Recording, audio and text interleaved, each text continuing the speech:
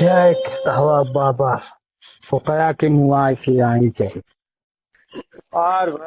भल पोकया गणिया में दरार भल दरार भल दरार भल दरार भल दरार भल दरार भल दरार भल दरार भल दरार भल दरार भल दरार भल दरार भल दरार पुई पुई पुई भदलवा मर गेल मरचवा मर गेल पुई पुई। देख खदेरू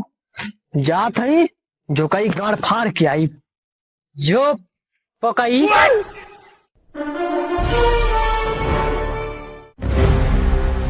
जय जलकुम्भी महाराज जो कया अगर मर जाई तो के करे गुलाब जामुन चढ़ाई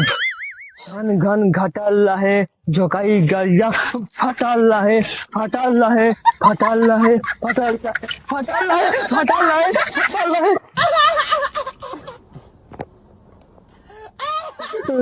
गाड़ी वाला हमार गाड़ियों मार लाला